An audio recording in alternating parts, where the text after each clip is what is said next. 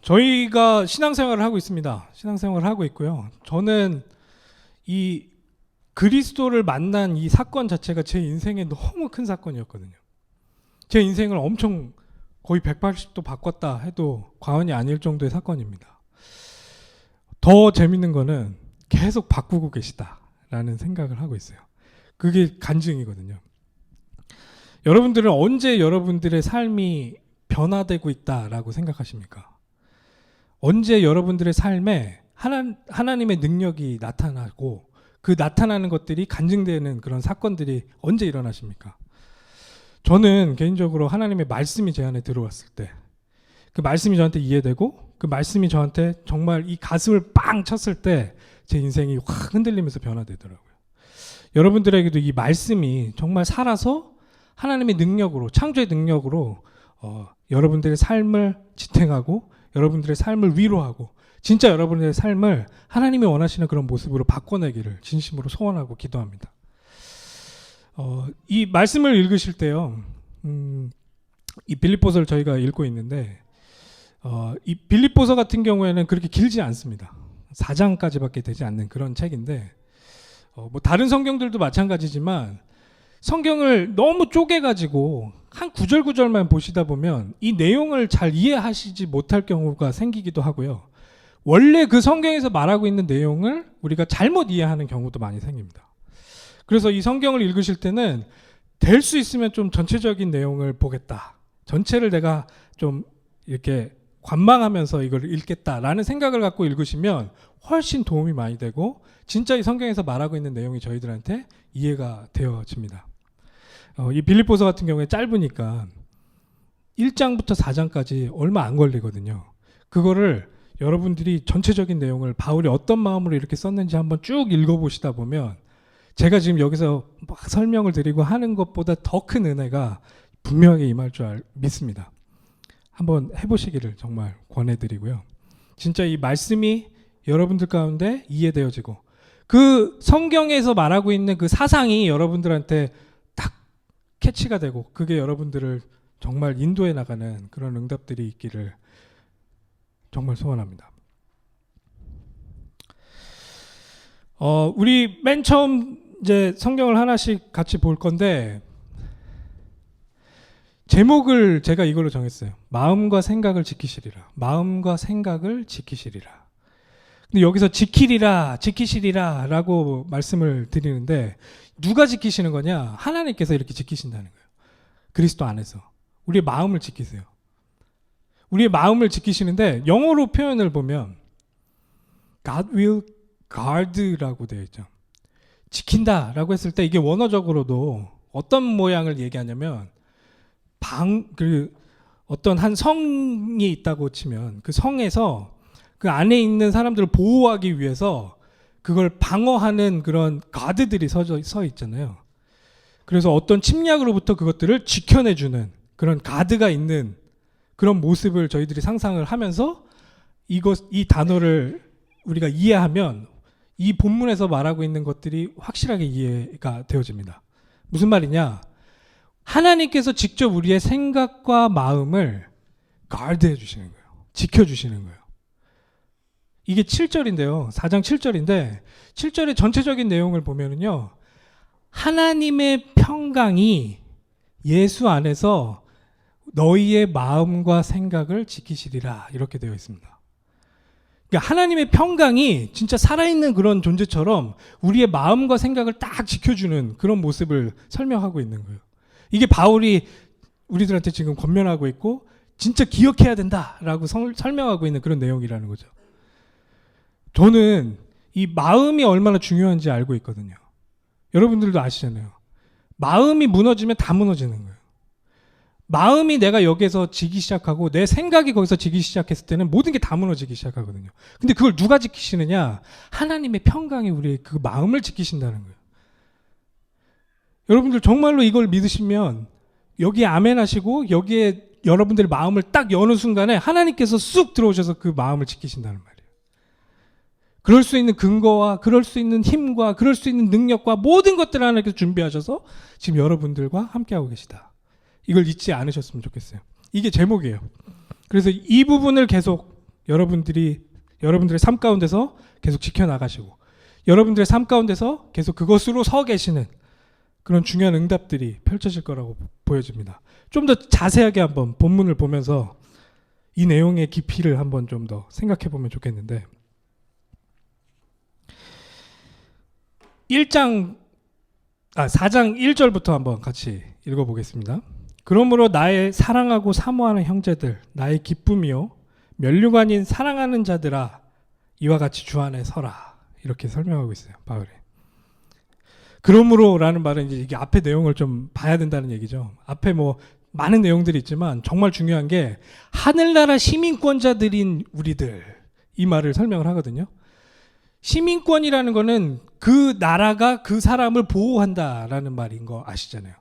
우리는 어디에 소속되어져 있냐? 하늘에 소속되어져 있는, 하나님께서 통치하시는 그 나라에 소속되어져 있는 하늘나라 시민권자다라는 게 이제 3장의 말미의 결론이에요. 그걸 여러분 기억하세요 라고 설명하면서 그러므로 라고 설명을 하는 거예요. 그러므로 나의 사랑하고 사모하는 형제들, 나의 기쁨이요 면류관인 사랑하는 자들아, 이와 같이 주 안에 서라. 이제 뒤에 설명할 그런 내용대로 여러분들이 딱 서 있어야 된다, 이렇게 설명을 하고 있어요. 이 뒤에 내용을 바로 저희들이 살펴보면 알겠지만 이 빌립보 교회 안에 좀 문제가 있었어요. 좀 약간 멤버들 간에 그런 좀 약간 문제도 있었고 여러 가지 크고 작은 그런 문제들이 있었던 것 같아요. 그걸 들었어요. 그걸 들었음에도 불구하고 바울이 이 사람들을 어떻게 보면 책망해야 되는 그런 상황이 될 수도 있어요.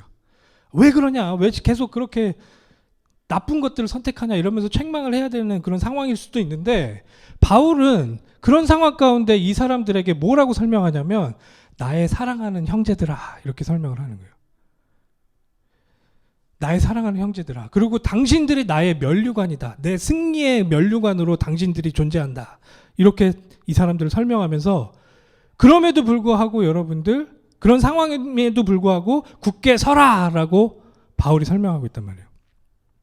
이거는 이 뒤에 나올 정말 기뻐하고 아까 맨 처음에 저희가 이 제목을 보면서 설명했었던 하나님의 평강, 이런 것들을 맛보고 있는 바울의 간증이에요. 이게 이 대상을 살펴보면서 이 관계 가운데서 그 사람을 어떻게 받아들이고 어떻게 한마음으로 이 사람들을 바라보고 생각하고 기도하고 있는지에 대한 바울의 상태를 지금 보여주고 있는 거예요. 바울은 이미 뒤에서 할 그 이야기들의 증인으로 딱 서서 이 사람들에게 내가 지금 너희들을 이렇게 생각하는 것처럼 너희들도 서로 이렇게 해야 돼 라는 걸 지금 첫 인사 가운데서 밝히고 있는 거예요.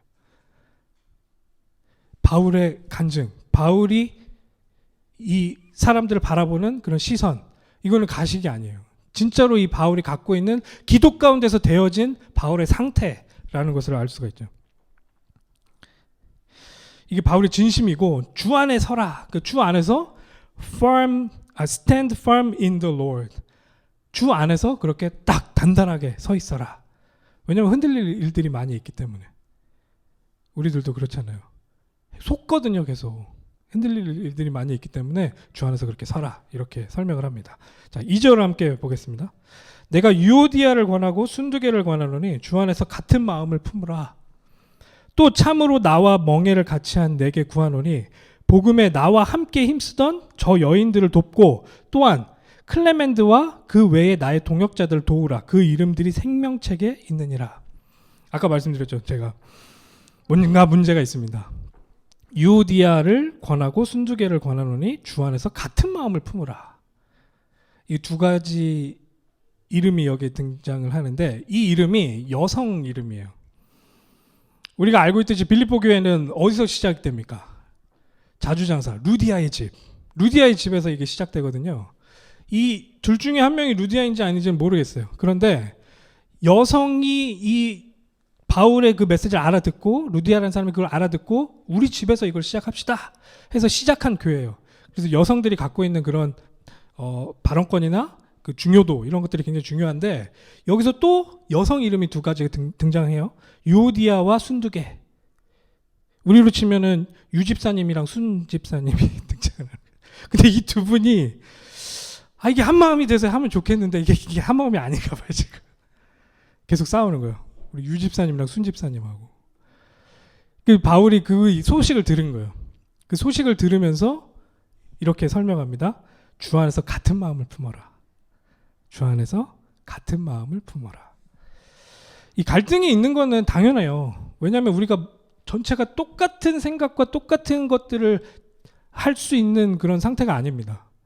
갈등이 있으면서 어떻게 보면 그 갈등 덕분에 뭔가 문제가 드러나고 그 문제를 더 정확하고 멋진 모습으로 해석해서 그게 우리들의 발판으로 다음 곳으로 넘어가게 할 수 있는 아주 중요한 그런 발판이 될 수 있는 그런 요소들이 그 안에도 분명히 존재를 합니다.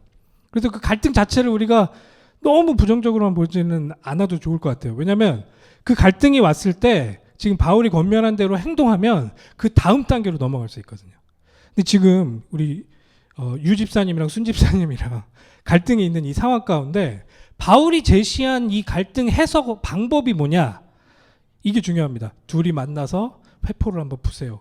둘이 만나서 뭐 한 잔 하시면서 뭔가 푸세요. 세상적인 그런 방법으로 뭔가 이 두 분의 사이를 어떻게든 가깝게 하려고 말한 게 아니고 여기에서 아주 중요한 이야기를 하는데 주 안에서 같은 마음을 품어라 라고 이야기를 한단 말이죠.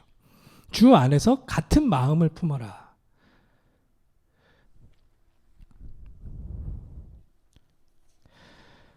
이게 하나님 안에서 우리가 어떻게 한 마음이 될 수 있느냐. 주 안에서, 그리스도 안에서, 이 복음 안에서 우리가 한 마음을 품어야 한다. 이 말이 무엇이냐. 이게 됐을 때 이 화해되어지고 이 갈라졌던 이 관계가 어떻게 봉합될 수 있느냐. 여러분들의 삶 가운데서도 많은 체험들을 하셨겠지만 이 바울이 여기서 지금 강조하고 있는 거는 앞에서 이미 좀 설명을 했었어요. 1장 27절에 오직 너희는 그리스도의 복음에 합당하게 생활하라. 이는 내가 너희에게 가보나 그러니까 같이 함께 하나 아니면 떠나 있거나 함께 하지 않거나 너희가 한 마음으로 서서 한 뜻으로 복음의 신앙을 위하여 협력하는 것과 라고 설명을 하죠. 여기 우리 교회 이름 나옵니다. 한마음교회 One Heart. 이제 바울이 이렇게 설명을 하는 거예요. 근데 그게 뭐가 이해된 상태에서 그게 가능해지냐면 복음이 이해된 상태에서 이게 가능해지는 거예요. 복음이 이해됐다 이 말은 우리가 얼마나 죄인이었고 우리 가운데 그 죄가 우리를 얼마나 장악하고 있었는지를 인정했고 그 장악했던 죄를 해결하는 유일한 방법인 예수 그리스도의 십자가의 복음이 우리들에게 어떤 능력인지 맛보고 있는 그 사람들에게 이 내용이 이해가 되어진다라는 말이에요.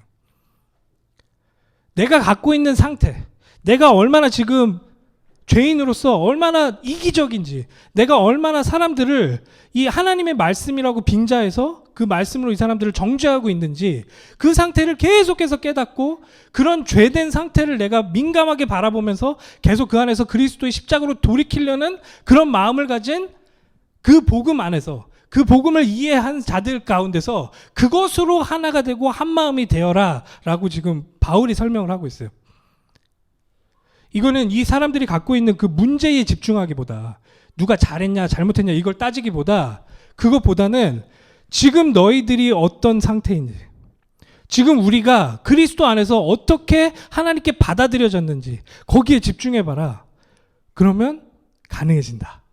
그러면 진짜 이 문제 또한 해결되어진다라고 설명하고 있어요.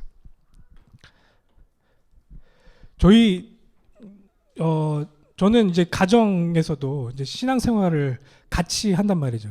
저희 어머님, 아버님, 그리고 뭐 저희 뭐 여동생도 있고 뭐 다 같이 이렇게 신앙생활을 하는데 저희 어머님과 저 같은 경우에는 성향이 굉장히 달라요. 저희 어머님은 굉장히 불같으시고 뭐 저도 좀 약간 그런 게 좀 있긴 하지만 굉장히 즉흥적이시고 굉장히 진취적이세요. 근데 저는 좀 약간 행동보다 생각을 먼저 하는 그런 스타일인데 여러 부분이 부딪히는 거예요. 저희 어머님이랑.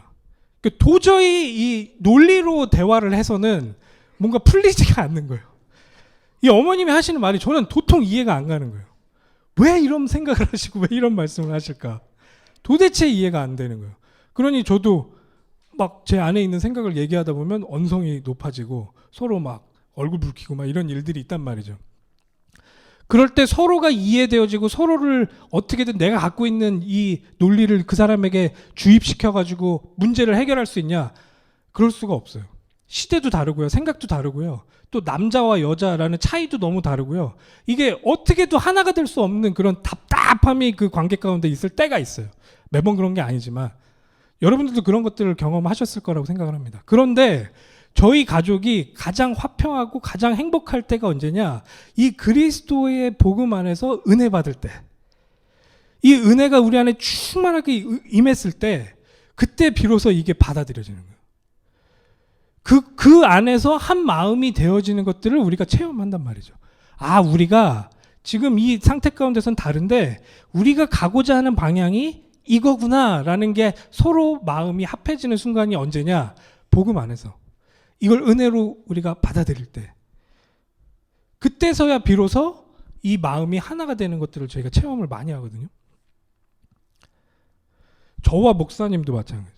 저와 목사님도 제가 갖고 있는 생각이랑 목사님이 갖고 있는 생각이랑 디테일 가운데서는 틀릴 수도 있잖아요. 뭐 이렇게 해야 되겠습니까? 저렇게 해야 되겠습니까? 이런 것들이 틀릴 때가 있어요. 근데 그럴 때마다 그걸 하나하나 서로가 갖고 있는 생각이 맞다 하고 주장하고 싸우고 가장 좋은 생각을 그 안에서 찾아내자. 이 방법보다는 우리가 지금 무슨 생각을 하고 있는지 누구 안에서? 그리스도 안에서. 이 복음 안에서.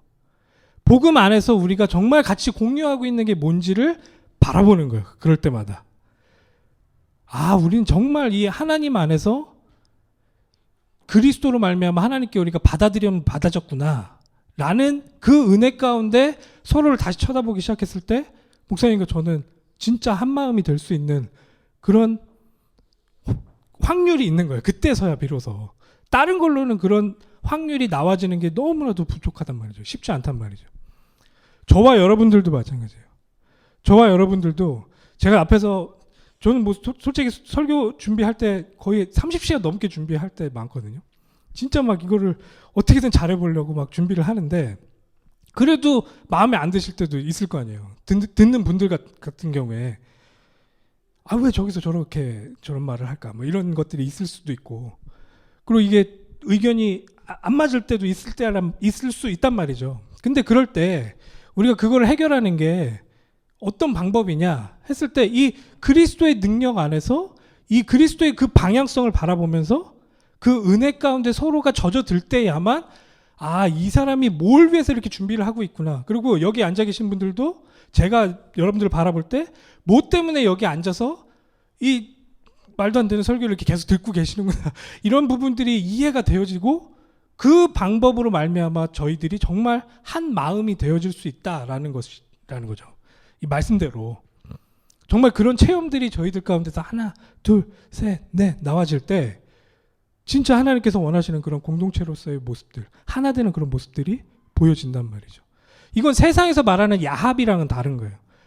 그냥 어떤 공동의 이득을 놓고 어떤 만약에 우리가 회사면은 어떤 한 이윤을 내기 위한 목적을 하나 두고 서로가 뭔가 마음이 안 맞지만 그래도 요 이유 때문에 같이 갑시다 하는 그런 야합이랑은 완전 다른 이야기라는 거예요.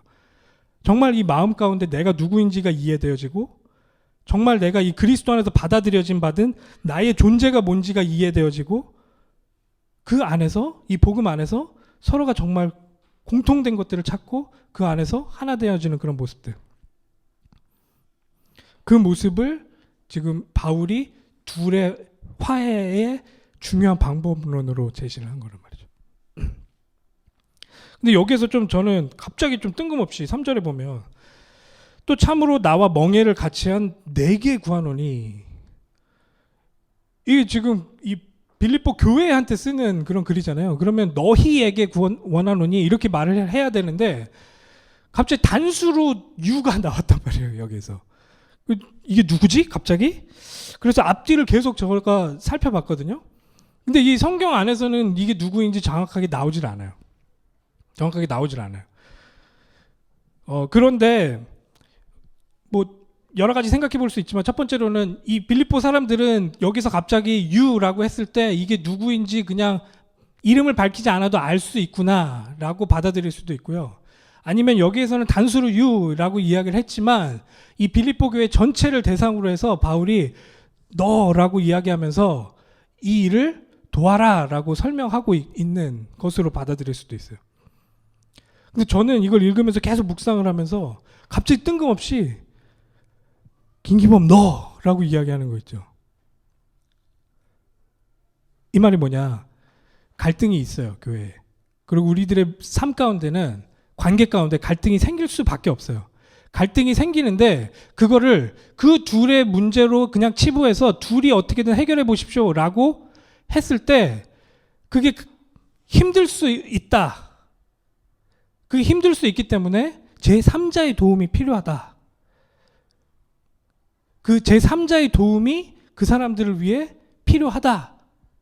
근데 갑자기 21세기에 살고 있는 김기범 전도사 저한테 바울이 너라고 하면서 김기범 너도 이 도움에 동참해 라고 이야기하는 것처럼 저는 딱 들렸어요. 이게 여러분들 가운데도 이 본문에서 지금 말하고 있는 이 상황이 비슷한 상황이라도 여러분들이 속해져 있다. 그러면 그 가운데서 바울이 지금 권면하는 것처럼 이 부분을 내가 놓고 정말 기도하면서 같이 응답을 받아야 되겠다. 같이 그 부분에 주인공이 되어야 되겠다. 내가 정말 그래서 그 응답을 함께 누려야 되겠다라고 생각할 수 있도록 여러분들도 그런 응답들을 받아내실 수 있는 그런 방법으로 이것이 이해되기를 정말 소원합니다.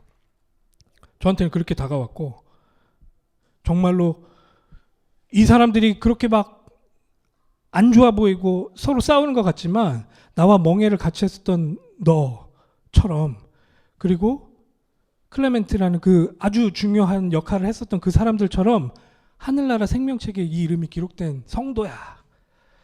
포기하지 말고 진짜 우리가 같이 기도로 도와야 돼 라고 지금 설명하고 있단 말이죠. 이 공동체를 놓고 이 공동체가 세밀하게 복음 안에서 어떻게 하나 되고 어떻게 이 응답을 받아나갈 수 있는지에 대해서 바울은 진짜 고심하면서 기도하면서 이 사람들에게 지금 권면하고 있는 거예요. 그러면 이 빌립보 교회만 속하냐? 아니요. 저희들에게도 지금 같은 울림으로 이게 다가오고 있다라고 분명히 확신합니다. 4절입니다. 주 안에서 항상 기뻐하라. 내가 다시 말하노니 기뻐하라. 2번을 말합니다. 기뻐하라고. 기뻐하라고 2번을 강조하고. 근데 이게 지금 상황 가운데서 이제 앞에서 얘기가 있잖아요. 2명이 갈등을 일으키고 있고 이 교회에 굉장히 그게 심각한 문제처럼 보일 수도 있는 그런 상황이고 빌립보 교회 같은 경우에는 제가 지난번에도 설명을 드렸지만 이게 그냥 상황 자체가 행복한 상황이 아니에요. 굉장히 핍박이 강력하게 이 사람들을 누르고 있는 그런 상황 가운데서 이 빌립보 지역의 사람들이 갖고 있는 그런 두려움과 그런 염려, 걱정 이런 것들은 실제적인 것들이란 말이죠. 그런 상황에 있는 사람들에게 지금 바울이 권면합니다. 기뻐해라. 근데 그냥 한 번만 얘기하는 게 아니고 다시 말하노니 기뻐하라 라고 이야기합니다.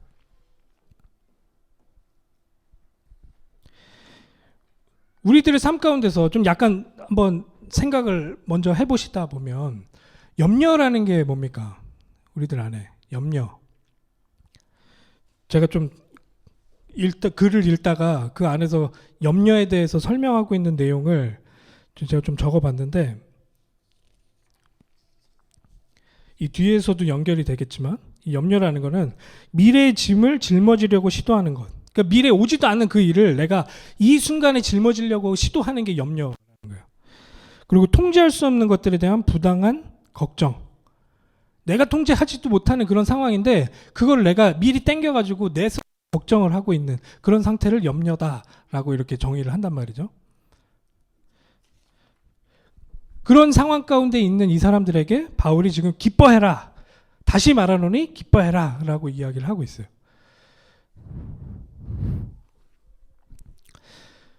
근데 저는 이게 그냥 정신병자처럼 상황은 너무나도 죽을 것 같은데 그 안에서 그냥 억지로 뭐 꼬집으면서 기뻐 이러면서 그냥 정신승리하고 나는 기쁘지 않은데 그냥 말로만 기쁘다고 표정 억지로 웃음 지으면서 기뻐해라 뭐 이렇게 지금 설명하고 있는 게 아니다라고 보여져요. 하나님 명령이니까 그냥 기뻐해 보세요 한번 억지로 이런 명령이라기보단 이 앞에서부터 계속 바울이 설명하고 있는 우리들의 상태, 우리들이 누구고 그리스도가 우리를 위해서 어떤 일을 했었고 이런 내용들 가운데서 기뻐하고 기뻐해라 라는 말이 다른 울림으로 다가오는 거죠. 염려는 인간의 실존이에요. 우리가 지금 마주하고 있는 실존적인 그런 문제란 말이죠. 그거는 어쩔 수가 없어요. 그런데 지금 여기에서 이 문제 이면에 있는 것들을 볼 수 있는 상태가 되어졌다라는 걸 인식하는 순간에 그때부터는 이 염려가 기쁨으로 바뀌는 아주 기적적인 체험들을 여러분들이 할 수 있습니다. 염려가 있죠. 고통이 있죠. 근데 그 염려와 고통 가운데 아까 설명드렸듯이 이거는 이미 아직 나한테 오지도 않았었던 거고 또 심지어는 내가 컨트롤할 수 없는 그런 상황에 있는 것들이에요. 근데 이것의 주도권을 하나님께 내어드렸을 때는 그때 진짜 비로소 기쁨을 여러분들이 맛볼 수가 있다는 거예요. 굉장히 어려운 사건이 나한테 다가올 것을 우리가 직감해요. 근데 그 상황 가운데 이걸 내 힘으로 내가 주도권을 갖고 해결해 보려고 하면 염려와 걱정과 슬픔과 좌절이 저를 완전히 사로잡을 수밖에 없어요. 근데 그 모든 것들의 주권이 하나님께 있다라고 인정하는 순간에 그 하나님의 능력에 우리가 의지하는 사람이 되어진다고요. 그때 비로소 진짜 기뻐한다라고 우리가 저 속에서 나오는 기쁨을 토로할 수 있는 우리가 되는 거예요. 하나님 여러분들을 그냥 두시지 않습니다. 그냥 혼자서 그거를 다 맞이하도록 하나님께서 내버려 두지 않으세요. 하나님께서 이 모든 것들을 책임지고 계시고 모든 것들을 운행하고 계시고 주도권을 갖고 모든 것들을 진행하고 계세요. 그걸 내가 인정하고 그 하나님의 사랑과 하나님의 선하심을 붙드는 순간에 내 안에서 기쁨이 그때서야 비로소 터져 나오기 시작한단 말이죠. 여러분들 그것을 맛볼 수 있냐? 이게 지금 신앙생활에 아주 중요한 갈림길이에요. 지난주에 굉장히 중요한 말씀을 저희들이 같이 나눴었는데 목사님이 그렇게 설명하셨잖아요. 이건 선택이다. 우리가 기뻐하고 행복하는 것을 선택하면 된다. 그러니까 이 말은 내가 하나님께 주도권이 있음을 선택하는 순간에 상황은 어떻게 보면 비슷할지도 몰라요. 근데 내 안에서 그 세상이 뺏어갈 수 없는 기쁨과 평안이 내 안에서 터져나오는 것들을 맛볼 수가 있다니까. 그때부터. 이게 저 제목으로 연결이 되는 거예요. 하나님의 평강이 우리의 마음과 생각을 지키는 걸로 연결되어지는 거예요. 내가 거기서 이걸 선택을 했을 때 하나님께서 주도권을 갖고 계십니다 라고 내가 딱 선택하는 순간부터 하나님께서 내 안에 들어오셔서 나를 지키시기 시작한단 말이에요. 내 마음과 생각을. 근데 그분이 전 우주를 창조하신 하나님이란 말이에요. 이 생각이 여러분들을 얼마나 멋진 모습으로 바꿔내는지 여러분들 체험하셨잖아요. 이걸 계속 체험해야 된단 말이죠. 이게 신앙생활이라는 거란 말이죠. 정말 우리 삶 가운데서 이 능력자이신 그 하나님께서 우리 마음을 어떻게 지켜내시는지 맛보고 그걸 간증하고 그걸 체험하는 게 우리 공동체의 사명이란 말이죠. 우리 왜 존재하냐? 그거 하라고 존재하는 거예요, 우리한테. 속지 마시고 그 상황 가운데 너무 무서워서 속지 마시고 이 모든 것들의 주권자 되시는 그 하나님을 딱 인정하는 걸 선택하시라고요. 딴 거 선택하지 마시고 그걸 선택하시라고요. 그걸 선택하시면 기뻐하고 기뻐할 수 있는 우리가 된단 말이죠. 좀 더 자세하게 설명을 해봅시다. 5절. 너희 관용을 모든 사람에게 알게 하라. 주께서 가까우시니라. 이 관용이라는 것들이 그런 하나님의 주권이 인정되어지고 하나님께서 나를 인도해 나가시고 하나님께서 이 모든 것들을 알고 계시고 우리를 인도해 나가신다라는 것들이 내 삶 가운데서 맛봐지고 체험되어졌을 때 비로소 내 삶 가운데 이 관용이 나타나기 시작해요. 근데 이런 선택을 할 수밖에 없는 이유가 뭐냐? 여기에서 좀 헷갈리는 말이 나오는데 주께서 가까우시니라 라고 설명을 하는데 이거는 실제적으로 예수님의 재림이 가까워 왔다라는 말도 될 수 있고 실제로 예수님이 내 옆에 있다라는 말도 될 수 있어요. Near me 라고 영어로는 그렇게 표현이 되는데 정말로 우리 주님이 지금 여러분 한 명 한 명과 함께하고 계십니다. 한 명 한 명 바로 옆에 여러분들을 지켜보고 계시고 여러분들을 붙들고 있습니다. 라는 걸 잊지 마세요. 라고 지금 이야기하는 거예요. 바울이. 6절 봅시다. 아무것도 염려하지 말고 다만 모든 일에 기도와 간구로 너희 구할 것을 감사함으로 하나님께 아뢰라. 그리하면 모든 지각에 뛰어난 하나님의 평강이 그리스도 예수 안에서 너희 마음과 생각을 지키시리라.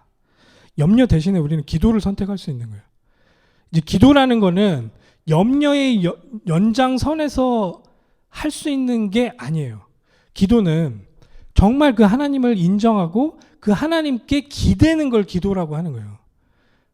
하나님, 나 이 문제 계속 어떻게든 해결해 주세요. 그건 염려고, 진짜 기도는 뭐냐? 하나님이 주권자시잖아요. 하나님이 모든 지각에 뛰어나시잖아요. 창조주시잖아요. 그 하나님께서 선하심으로 지금 나와 함께 하시잖아요. 하나님, 이 문제에 대해서 하나님의 그 지혜가 보여지게 해달라고. 정말 하나님께서 나에게 원하시는 그런 것들이 내가 정말 이해되어지고 하나님이 나와 함께 하심이 내가 계속해서 체험되게 해달라고. 하나님, 나 솔직하게 무서운데 이 상황 가운데 지금 나에게 함께 하신다는 증거를 달라고. 이게 기도거든요. 정말로 이 크리스찬들이 복음을 이해했을 때 정말 하나님 나라가 뭐고 하나님께서 통치하신다. 그 하나님이 통치하시는 게 얼마나 가장 선하고 가장 아름다운 것인지를 여러분들이 고백하는 사람들이라면 이 기도를 통해서 여러분들 안에 세상이 뺏어갈 수 있는 평화가 넘쳐나는 것들을 체험하게 된단 말이죠. 지금 바울은 그걸 계속 체험하고 있는 거예요. 그러면서 그 체험을 간증으로 이 사람들에게 너희들도 나처럼 이렇게 해봐 라고 계속 이야기하고 있어요. 이렇게 해야 돼. 왜냐하면 예수님께서 그것 때문에 우리와 함께 하시는 거기 때문에. 그 문제를 해결하고 우리를 거기서 건져내서 우리와 함께 하시기 위해서 그 많은 수모와 그 고통을 견뎌내시고 십자가에서 돌아가시고 부활하셨어. 너 혼자인 것 같지? 아니라니까. 그 예수님께서 너를 그냥 그렇게 내버려 두지 않으셨다는 증거로 십자가를 지셨잖아 라고 지금 계속 이야기를 하는 거죠.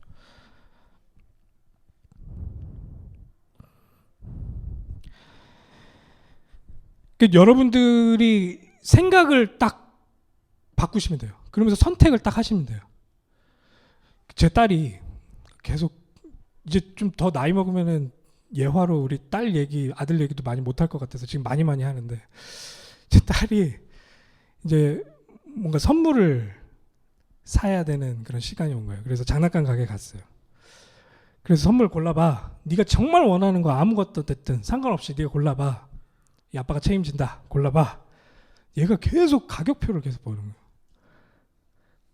이건 안 되겠지. 막 이러면서 계속 내려놓고. 야, 신경 쓰지. 그거 아빠가 신경 써요. 네가 왜 그거 신경 써? 네가 원하는 거 골라. 그래도 아빠 이건 난 못할 것 같아. 난 그냥 이게 좋아. 그러면서 이불 50cm짜리 그걸 딱, 이거 아니야. 이건 아빠 내가 안 사줬다고.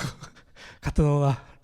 골라. 이렇게 얘기를 했었는데, 만약에 우리 딸이 집에 와서 막 불이 켜져 있는 걸 보면서 전기세를 걱정하기 시작하는, 만약에 7살 된 딸이 우리 집 전기세를 어떡하지? 그러면서 너무 걱정하다가 그럼 내가 나가서 돈을 벌어야겠다. 그러면서 나간다고 생각해 보세요. 그러면 제가 이 마음이 어떻겠냐고요.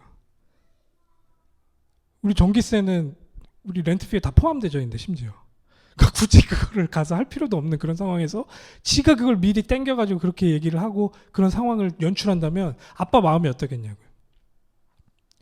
하나님 여러분 보실 때도 마찬가지. 이거는 더 크지. 비교할 수 없는 거지. 하나님은 여러분들의 모든 인생에 아주 선한 계획을 갖고 여러분들을 계속 최고의 행복과 기쁨으로 인도해 나가신단 말이에요. 바울은 이걸 조금 더 사실적으로 3장에서 뭐라고 설명하냐면 부활의 권세, 부활의 능력이라고 이야기를 하거든요. 이게 뭐냐면 부활의 능력으로 맛볼 수 있는 그런 우리로 하나님께서 계속 인도해 나가시는 거예요. 우리는 그 과정 가운데 있단 말이죠. 하나님의 계획은 그거예요. 부활이라는 하나님의 완벽하고도 멋진 계획으로 우리를 인도해 나가시는데 우리는 지금 내 앞에 있는 아직 오지도 않은 그 상황을 염려하면서 걱정하면서 지금 그 하나님을 누리고 있지조차 못하고 있단 말이죠. 하나님께서 우리를 그 자리로 인도해 나가시는, 그 능력으로 우리를 인도해 나가시는 것을 약간만 생각하면서 그거를 그렇지. 우리 딸이 그렇지. 우리 아빠가 이거 다 책임지는데? 이렇게만 딱 생각을 하면 걔의 마음은 완전히 바뀌는 거거든요.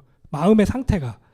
여러분들도 마찬가지예요. 여러분들도 하나님께서 나를 부활의 권세와 부활의 능력으로 인도해 가시는 그런 여정으로 이 삶을 딱 바라보기 시작했을 때 여러분들은 그 안에서 딱 하나님의 주권을 선택할 수 있는 능력이 생긴단 말이에요. 그 생각이 거기서부터 시작되어지고 그거에 잡는 순간부터 하나님께서 우리의 마음과 생각을 하나님의 지각을 가지고 전 우주를 창조하신 그 지각을 가지고 그 지능을 가지고 우리들을 지키신단 말이에요. 우리의 생각과 마음을. 그 안으로 들어가는 것들이 우리의 신앙 생활이란 말이죠. 그런 여유가 있으셔야 돼요. 진짜. 내가 누군지를 딱 알고 그게 나구나 라는 그 여유가 있으셔야 우리 삶을 진짜로 크리스찬답게 살 수 있게 되는 거예요. 이런 여유가 없으면 문제가 계속 생기거든요. 내 환경 가운데서 그리고 내 관계 가운데서 계속 그 문제가 저를 붙들거든요. 그 문제가 너무 커 보이거든요. 하나님보다 더 커 보여, 이 문제가. 근데 여러분들이 생각을 거기서 딱 바꾸고 그렇지, 하나님이 전 우주를 창조하신 그분이 부활의 권세로 나를 인도해 가시지 라는 걸 딱 생각하고 그걸 붙드는 순간에 내 생각과 마음을 하나님께서 딱 지켜주신다.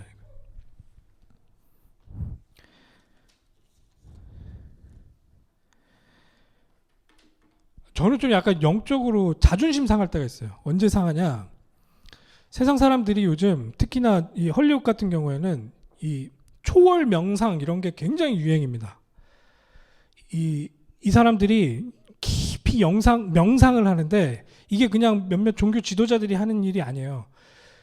굉장히 뭐 테크 기업의 수장들, CEO나 아니면 뭐 되게 유명한 그런 영화 배우, 영화 감독 이런 사람들이 다 그런 명상에 굉장히 심취해 있어요. 명상을 하면 지금 내 상황 가운데서 나를 객관적으로 바라보면서 뭐 뇌파와 뭐 이런 모든 것들을 그 명상을 통해서 안정화시키고선 내가 그 안에서 참 감사와 기쁨을 회복할 수 있다. 이게 이 사람들의 간증이에요. 여러분들 인터넷에 찾아보시면 이 사람들의 간증이 차고도 넘쳐요. 그게 능력이 분명히 있긴 있는 것 같아요. 근데 지금 그 사람들이 그냥 잠깐 앉아서 잠깐 와지는 그 인스턴트 기쁨을 가지고도 세상을 막 그렇게 움직인다고 막 이야기를 하는데 지금 하나님께서는 우리 크리스찬들에게 이 세상이랑 비교할 수 없는 기쁨과 평화를 다 준비해 놓고 그걸 우리에게 허락하기 위해서 십자가를 가지고 자기 아들을 거셔가지고 죽이면서까지 우리 애들에게 그거를 지금 허락했는데 우리는 그걸 다 놓치고 있단 말이죠. 크리스찬으로서. 이 생각만 조금 바뀌면 진짜 이 기쁨과 행복이 우리 삶을 완전히 장악하고 내가 이 모든 것들 가운데 하나님의 능력을 체험하고 맛볼 수 있는 그런 존재로 하나님이 우리를 딱 부르셨는데 우리는 그걸 다 놓치고 있단 말이죠. 다 빼앗기고 있단 말이죠. 그 좀 약간 자존심 상해요. 그런 거 볼 때. 그러니까 뭐 그분들이 하는 거 저도 좀 약간 명상 하거든요. 근데 저는 그 명상을 할 때 진짜 기도해요. 하나님 앞에. 딱 집중하는 것 때문에 명상을 하는 거지 그 명상 그 자체에 대한 효능이 저한테 필요하지가 않아요. 저는 진짜 그 명상하면서 그때 이렇게 그게 안정화되면서 진짜 하나님께 집중할 수 있거든요. 그게 어떻게 이해되실지 모르겠지만 정말로 저는 그래서 하나님의 능력을 의지하면서 그때 기도하기 시작해요. 그때 기도하기 시작했을 때 하나님께서 저한테 말로 설명할 수 없는 세상 것들과 비교할 수 없는 그런 기쁨과 행복과 평안함을 계속 허락하신단 말이죠. 2020년도에 여러분들 그거 선택하셨으면 좋겠어요. 진짜 그걸 회복하셨으면 좋겠어요. 하나님께서 나에게 주시는 참 평안함, 하나님의 평강, 그것들이 여러분들에게 회복되셨으면 좋겠어요. 그게 여러분들의 모든 힘의 원천이 됐으면 좋겠어요. 우리가 정말 마음을 정할 때 완전한 하나님의 도움이 그때 시작되는 거거든요. 근데 우리가 마음을 정하지 않는다. 그러면 이거 다 놓치는 거거든요. 진짜 하나님의 자녀로서 이미 우리는 호랑인데 지금 뭐 고양이들한테 이렇게 당한다 그래야 되나? 약간 그런 식으로 생각해 볼 수도 있겠죠. 8절입니다. 끝으로 형제들아 무엇에든지 참되며 무엇에든지 경건하며 무엇에든지 옳으며 무엇에든지 정결하며 무엇에든지 사랑받을 만하며 무엇에든지 칭찬받을 만하며 무슨 덕이 있든지 무슨 기림이 있든지 이것들을 생각하라. 이거는 뭐 성령의 열매랑은 좀 다른 얘기긴 하고 이제 이 세상에서 바라보는 이거는 참 멋진 거다라고 생각하는 그런 모습일지 모르겠는데 이게 진짜 하나님과 함께하는 자의 여유를 잊지 않을 때는 이런 모습들이 계속 나아진다. 그리고 여러분들은 분명히 그것을 사명으로 갖고 그렇게 하나님의 선전자로 부르셨다. 9절입니다. 너희는 내게 배우고 받고 듣고 본 바를 행하라. 그리하면 평강의 하나님이 너희와 함께 계시리라. 직접 해보면 압니다. 저희들 이게 무엇인지. 이건 관념이 아니라 정말 체험입니다. 아이디어가 아니고 실제입니다.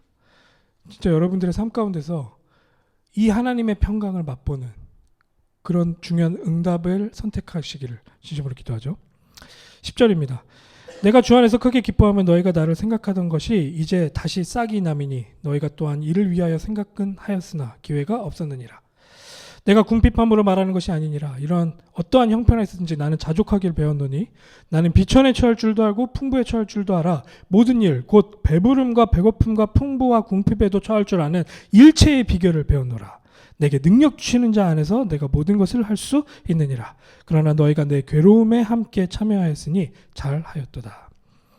바울이 빌립보 교회에게 지금 헌금을 받은 상황이에요. 이게 뭐냐면 앞에서 말하고 있는 그 기쁨과 서로를 사랑하는 그런 마음들이 이 헌금으로 표현이 됐어요. 계속 이 빌립보 교회 사람들은 기도를 하는 거예요. 바울에 대해서 기도를 하다가 소식을 들었어요. 감옥에 갇혔다. 그러면 이게 지금 너무나도 힘든 상황이구나. 거기서 보석금이라도 우리가 조금이라도 좀 보탬이 됐으면 좋겠다. 아니면 그 안에 영치금이라도 넣어서 그 안에서 조금이라도 편안하게 있었으면 좋겠다. 이게 케어가 그 안에서 묻어나는 거예요. 그래서 이 사람들이 돈을 모아서 에바브로디도를 통해서 바울에게 전달이 되죠. 바울이 그걸 받고 이 사람들의 마음을 전달받았어요. 너무나도 행복해요. 좋아요. 이 사람들이 나를 위해서 계속 기도하면서 이런 행동까지 해줬구나 라는 것들을 생각합니다. 그래서 바울이 이것이 있든 없든 나는 상관없지만 너희들이 내 아픔에 이렇게 동참해줘서 나는 이게 너무나도 기쁘다. 이러면서 서로가 진짜 아름다운 동행을 하는 거죠. 그렇게 이 앞에서 설명하고 있는 기쁨과 감격의 열매들을 이런 식으로 설명하고 맛보고 있는 것들을 간증하고 있는 거죠. 여기에서 그렇게 설명을 하고 있습니다. 근데 우리가 여기서 지금 13절을 많이 사용하잖아요. 내게 능력 주시는 자 안에서 내가 모든 것을 할 수 있느니라. 요것만 딱 떼가지고 내가 어떤 상황이 있어도 하나님이 나와 함께 하시면 난 뭐든지 할 수 있다. 그러면서 막 뭐든지 도전하고 하는데 지금 여기서 문맥상 말하는 거는 뭐든지 할 수 있다. 이 말은 내가 굉장히 가난한 것도 할 수 있다. 내가 굉장히 풍요로운 것도 할 수 있다. 상관이 없다. 이 세상의 그 모든 것들의 일체의 비결을 내가 알고 있다. 라는 내용이 이 안에 포함되어 있는 거예요. 근데 우리는 이걸 너무 긍정적으로만 쓰는 경향이 있는데 이 안에서 정말 하나님께서 이 상황과 상관없이 나와 함께 하시는 그 하나님을 딱 집중했을 때 정말 이 안에서 나와지는 참 기쁨과 참 평화의 그 맛을 본 자가 이런 고백을 하는 거예요. 우리들의 삶 가운데서 정말 이런 고백들이 터져나오기를 진심으로 기도합니다. 제 진짜 기도예요. 저부터도 계속 속아요. 솔직히 상황 가운데서 버뜩 어떻게 해야 되지? 만약에 뭐 문제가 생겼다. 이걸 어떤 식으로 어떤 사람을 찾아가야 되지? 아니면 어떻게 내가 돈을 벌어야 되지? 내가 어떻게 이 문제를 해결하기 위해서 어떤 방법을 써야 되지? 뭐 중요한 그런 것들이 그 안에 포함되어 있긴 하지만 그 전에 그 이전에 이 모든 것들의 주권자 되시는 우리 하나님을 내가 인정해야 되겠다. 나는 그걸 선택해야 되겠다. 계속 그것을 기도하고 있습니다. 여러분들에게도 그런 맛들이 회복되어지고 정말 그런 여유가 회복되어지는 2020년 되기를 진심으로 기도합니다. 자, 기도하겠습니다.